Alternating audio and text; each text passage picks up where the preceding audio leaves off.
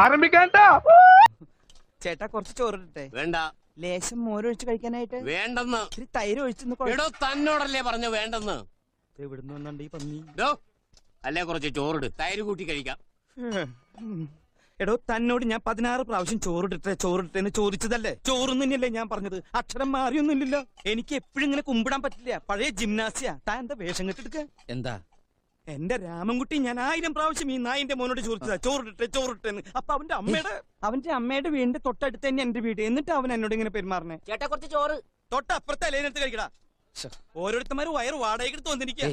എനിക്ക് ഭ്രാന്തായ ഞാൻ തുപ്പിട്ട് ചോറും വിട്ടോ. തന്നെ കല്യാണം വിളിച്ചിട്ടുണ്ടാ? ഉണ്ടെങ്കിൽ കല്യാണം കുറി കാണിക്കടാ. വേണോ ചോദിച്ചാ വേണ്ടാന്ന് പറയാ. ഇവനാര്? ഊണ് മാഷ. എനിക്കിനി ചോറ് വേണ്ട. അതെന്താണ് നിനക്ക് ചോറ് വേണ്ടാത്ത? നീ ഉണ്ണടാ. മര്യാദക്ക് നീ ചോറ് തിന്നിട്ട് കല്യാണക്കുറി കാണിച്ചിട്ട് ഞാൻ വിട്ടുള്ള.